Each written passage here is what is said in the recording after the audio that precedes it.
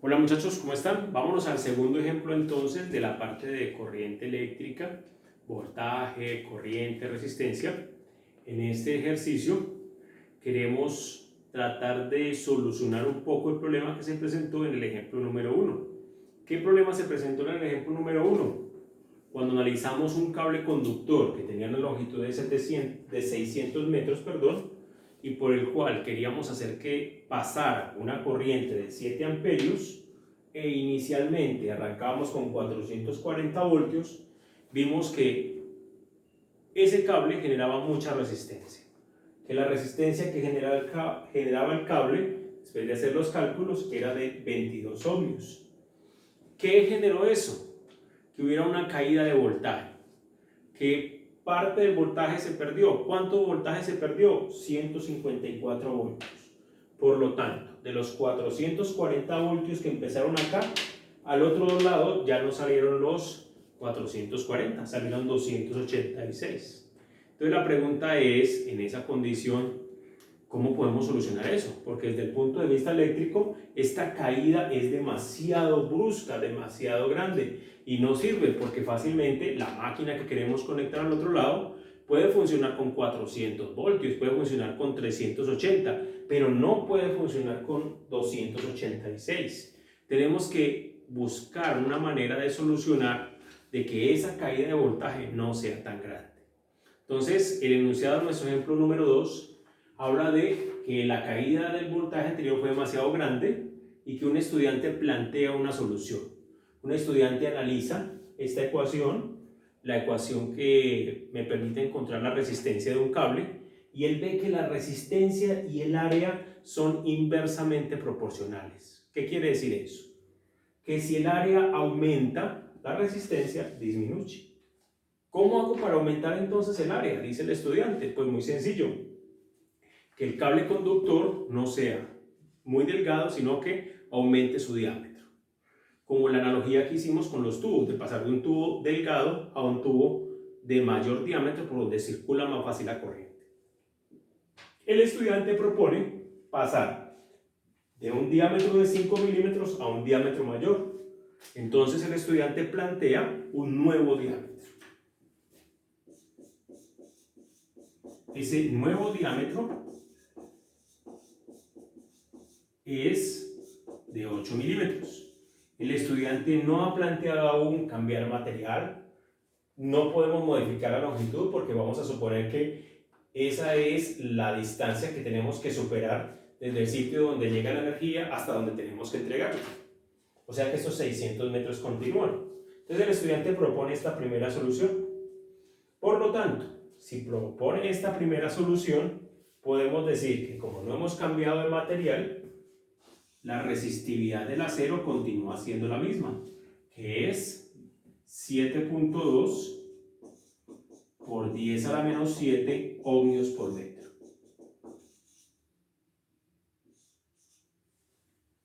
Que la longitud de nuestro cable sigue siendo la misma.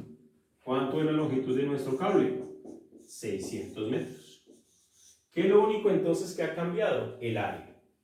Sabemos que el área para una sección circular de nuestro cable es pi cuartos del diámetro al cuadrado.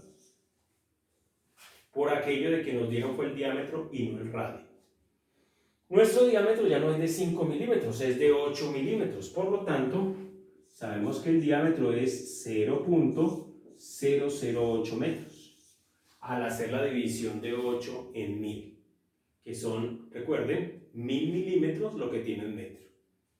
Al hacer esto entonces en la ecuación obtenemos que el área para la nueva sección circular es pi cuartos de 0.008 metros elevado al cuadrado.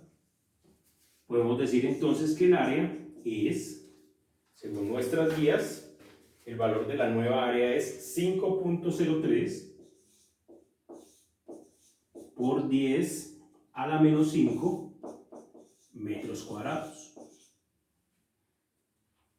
Con este nuevo valor del área, debido a que el cable lo vamos a cambiar por uno de mayor diámetro, miremos qué resistencia se genera. La ecuación entonces es resistencia igual a Resistividad del material, 7.2 por 10 a la menos 7 ohmios por metro por raya de fraccionario, longitud del cable, 600 metros, área del cable, 5.03 por 10 a la menos 5 metros cuadrados. Otra vez por unidades, metro por metro, metro al cuadrado, se cancela con este y solamente quedan ohmios. El valor de la resistencia es entonces, según nuestras guías, da un valor de 8.6 ohmios. Entonces miren que sí hemos logrado un avance. Antes la resistencia era de 22 ohmios, ahora la resistencia cayó, ya no es de 22 sino de 8.6. Eso entonces, ¿en qué interfiere? Miremos. Supongamos que este es nuestro cable de 600 metros de largo, por el que queremos que pase una corriente, que circule una corriente de 7 amperios. Sabemos que nuestro cable va a generar una resistencia de 8.6 ohmios y que aquí hay 440 voltios. La pregunta, ¿y cuánto sale aquí? Pues muy sencillo, miremos a ver qué caída, qué cambio en el voltaje se presenta debido al cambio. Entonces recordamos nuestra ecuación.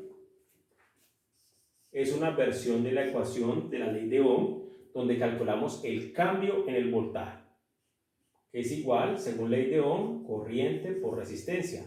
Voltaje igual a corriente por resistencia, ley de Ohm. Ese cambio en el voltaje va a ser igual entonces a la corriente que queremos que pase por el cable, 7 amperios, por el valor de la resistencia con el cable nuevo, 8.6 ohmios.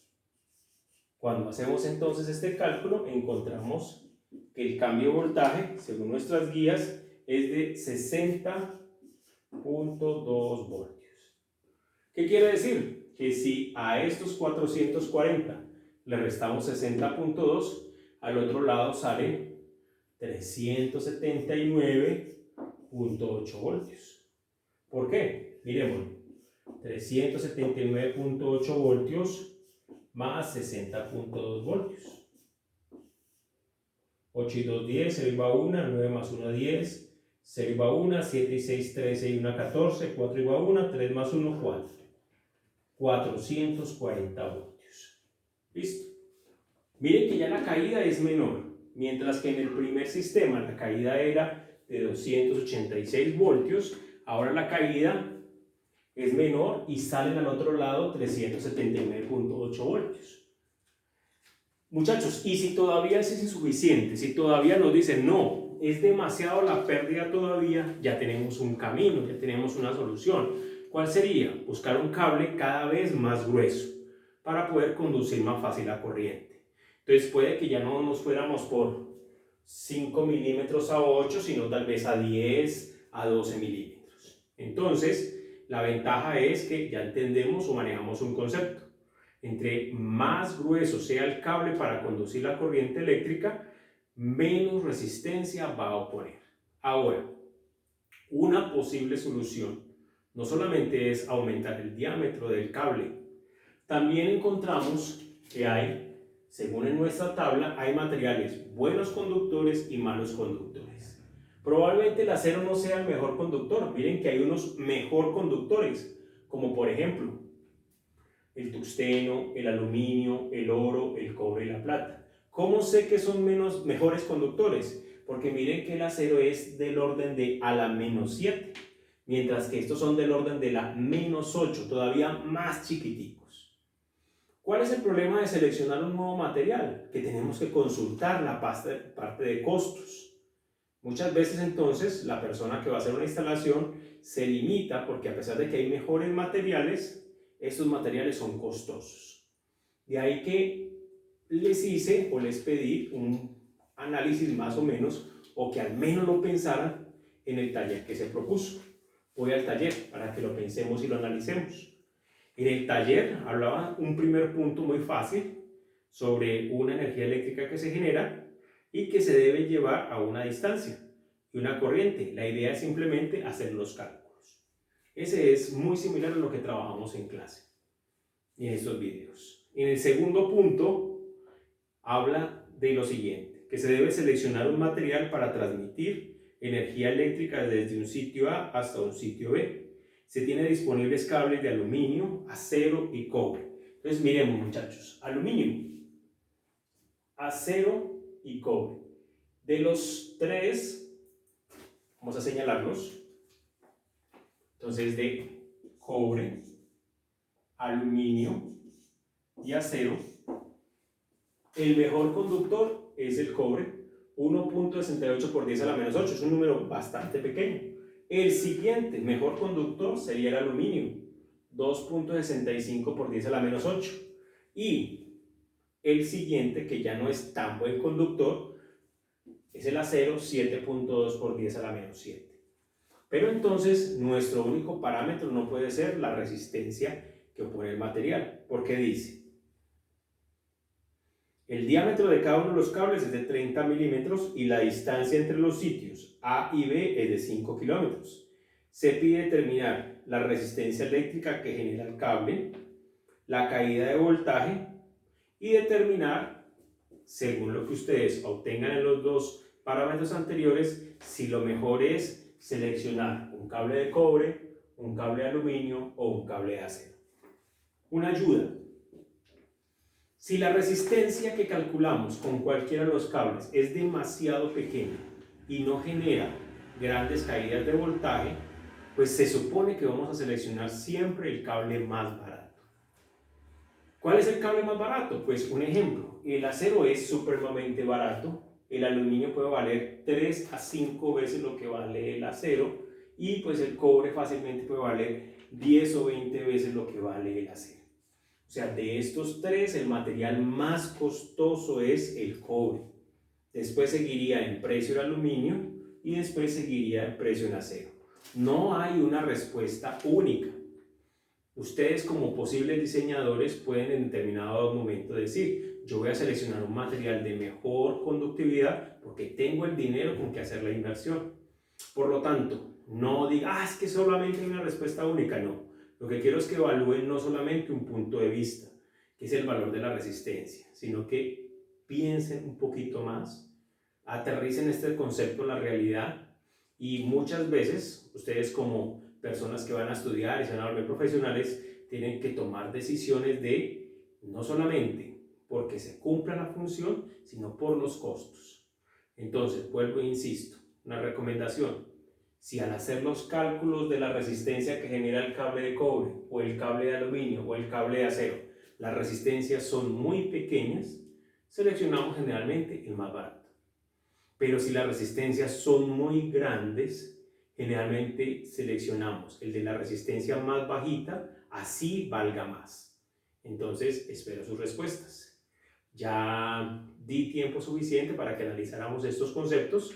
Vamos a dar unos días más y ya continuamos con los análisis de circuitos que incluyen resistencias. Vamos a analizar circuitos que incluyan resistencias en serie, resistencias en paralelo y resistencias mixtas. Muchachos, un saludo y que estén muy bien. Hasta luego.